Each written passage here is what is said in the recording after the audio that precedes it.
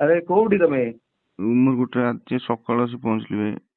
ଇଏ ଗଣ୍ଡକୁ ମାରିବା ପାଇଁ ବିଜେଡିରୁ ଅଫର, କଣ କରିବା? ସିଏ ବା କାଲି ଆଜି ସକାଳୁ ସିଏ ବି ଏପଟକୁ ପଳେଇ ଆସିଛି। ଆଜି ସନ୍ଧ୍ୟାବେଳକୁ ନାଇଁ ଯାଇ ନାଇଁ କଥା ଛାଡ ସେ ହେଇବି। କଥା, ମୁଁ ଆଉ କିଛି ତମେ ଆଲୋଚନା କର ନା। ଏଇ ଦେଖ ବର୍ତ୍ତମାନ ପାଇଁ କାଲି ସମ୍ପଦ ସ୍ୱାଇଁକୁ ମାରିବା ପାଇଁ ଜୟଦେବ ଲେଙ୍କାକୁ 5 ଲକ୍ଷ ଦେଇଛି କିଏ? ବାପି ସର୍କଲ। ହୁଁ ହୁଁ ହୁଁ ହୁଁ। ସିଏ ପୁରା ରାତି ଦିନ ଆଉ ରଖେଇ ଦଉନି ତାକୁ, ପାଗଳା କରିସାରିଲାଣି। ବର୍ତ୍ତମାନ ମୋତେ ଫୋନ କରିଥିଲା, ତା ପିଲା ଭାଇ କେମିତି ବଞ୍ଚି, ମୁଁ ଟିକେ ବାଟ କର। ମୁଁ କହିଲି ଏଇନା ମନେ ପଡିଲା, ଲଞ୍ଚିଂ ପାଇଁ କହୁଥିଲି ଟଙ୍କା 2 ଲକ୍ଷ ଦେବା ପାଇଁ, ଫୋନ କାଟିଦେଲ। ହୁଁ।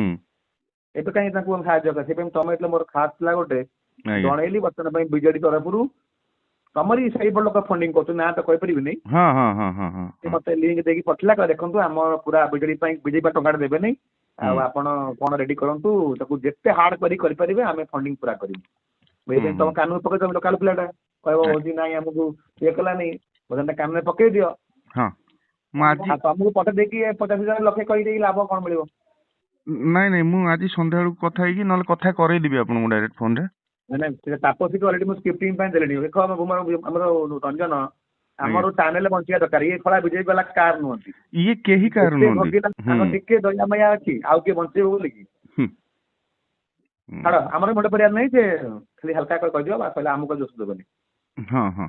କାଲି କହିଦେଇଛି ଗୋଟେ ଇମୋସନାଲ ରେ, ସେଟାକୁ ପୁରା ଭାଇରାଲ ହଉଛି। ଭାଇରାଲ ହଉଛି ଏବେ। ମତେ ମାନେ ମତେ ଯୋଉ ରେଟରେ ସୋଦା ଆଉ ମାନେ କଣ ତମ ପାଖରେ ପ୍ରମାଣ ଅଛି, ତମକୁ କେତେବେଳେ ମନ୍ତ୍ରୀ ପଇସା ଯାଚିଲେ ମତେ କୁହ, ମୁଁ ଡିଫର୍ମେସନ ଫାଇଲ କରୁଛି ସେ କହୁଛନ୍ତି ଏବେ। ଆଉ କରନ୍ତୁ, କଣ ହେଲା? କି କଥା? ଡିଫର୍ମେସନ କଲା ଇଏ ଯା ବାହାରେ ହତ କଥା କହିଥିଲୁ ଲାଗି ସେ ଇଏ ତ ଡିଫର୍ମେସନ କରେ, ତା ମୁଁ କେସ୍ କରିବି। ଡିଫର୍ମେସନ କଣ କରିବ ସେ? ଓଲଟା ମୁଁ ଆହୁରି ବ୍ଲେମ ହେଇଯିବ, ବୁଝିଲ ନା? ମୁଁ ମୋର ମାନୁଛି ଭୁଲଟା, ଯେ ମୁଁ ତ କହିଦେଇଛି, ସେଇଟା ଗୋଟେ ପାଟିରୁ ବାହାରିଗଲା ଗୋଟେ ଯୁକ୍ତି ଭିତରେ। ସିଏ ଏବେ ଯଦି ମତେ ଅଧିକା ପୁରା କିଛି ଇଏ କରୁଛନ୍ତି ନା।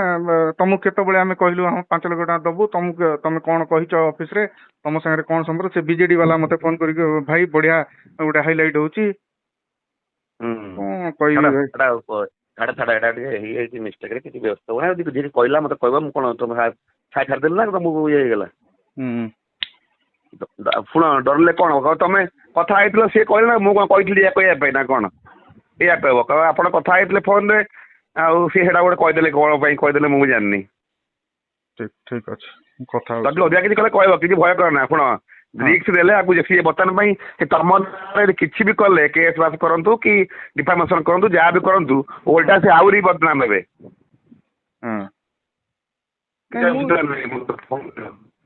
ନାଇଁ, ତାପରେ ଆଉ ଗୋଟେ ଜିନିଷ କଣ, ଏଇଠି ମୁଁ ରହୁଛି ନା, ତାପରେ ଲୋକ ଜାଣିଛନ୍ତି ମତେ, ଗୋଟେ ମୁଁ ମାର୍କେଟରେ ଆରେ ମୁହଁ ମୁଁ ବି ଦେଖେଇ ଭାବୁଛି, ପାରିବିନି। କାଲି ମୁଁ ବି ଭାବିଲି, ମୁଁ କହିଦେଲି ଲାଇଭ୍ ଯାଉଥିଲା, ଜାଣିନଥିଲି। ହୁଁ ଆଗରେ କ୍ୟାମେରା ନଥିଲା, ଦୂରରେ କ୍ୟାମେରା ଥିଲା, ମୁଁ ଏଟା ବୁଝିପାରିଲିନି। ମୁଁ ଭାବୁଛି କଟା କହିଦେଇକି ମୁଁ ଠିକ କରିଛି, ଏଇଟା ମୋର ଭୁଲ। ଗୋଟେ ଗୁପ୍ତ କଥା ବି କହିବା କଥା ନଥିଲା, କଣ ପାଇଁ ରାଗରେ ଗୋଟେ ଇମୋସନାଲ ଗଭର୍ଣ୍ଣମେଣ୍ଟ ଉପରେ ଥିଲା, କହିଦେଲି। ସେ ବହି ଉପରେ ପ୍ରସଙ୍ଗ ଚାଲିଥିଲା ନା। ହୁଁ। ମୁଁ ସେଟା ମୋର କହିବାଟା ଠିକ ହେଲାନି। ପରେ ଭାବିଲି ଆଉ କିଛି ଉପାୟ ନାହିଁ, ଲୋକ ତ ନେଇଗଲା ପରେ କାଟିଦେଲି, ଲାଇଭ୍ ଚାଲିଛି କାଟିଦେଲେ। ହୁଁ। ହଉ ଛାଡ, ଯାହା ତ ହେଇଯାଇଛି, ହାରିଗଲେ ହାରିଯିବା। କଣ କରିବା? ହବ କଣ ଆଉ କଣ? ତାକୁ ଭୁଲ ମାଗିବ ନା କଣ? ତାକୁ ପଡି ଯାଇକି ପୁରା ଅଧିକା ମତେ କିଛି କହିବା କଥା କଣ? ତମକୁ କିଛି ଧମକେଇଛି କି କିଛି? ନାଇଁ ଧମକଉ ନାହାନ୍ତି, ମତେ କହିଲେ ଭାଇ ଆଉ ତମକୁ ଆମେ କଣ କହିଲୁ କୋଉଠୁ 5 ଲକ୍ଷ ଦବୁ ବୋଲି ତମକୁ ମୁଁ କେତେବେଳେ ତମ ନାଁଟା କହିଲୁ ବି ନ ନା କଣ? ନେଇଥିଲେ ହେଇଥାନ୍ତା, ମୋ ନାଁଟା ତମ ନାଁଟା ବି ନେଇଗଲି। ପାଟିରେ ହଁ ପରା। ପଶିଗଲା, ସତ କଥାଟା କହିଦେଲି, କିଛି ଇଏ ନାହିଁ। ଅଫର ଦେଇଥିଲା, ଏମିତି କହିଦେଇଥିଲେ। ମୋର ବି ଭୁଲ ହେଲା, ଏଟା କରିବାର ନଥିଲା। ହଉ ଛାଡ, ଟେନସନ ନିଅ ନା, ମୁଁ କଥା ହଉଛି। ହୁଁ ହୁଁ ହୁଁ।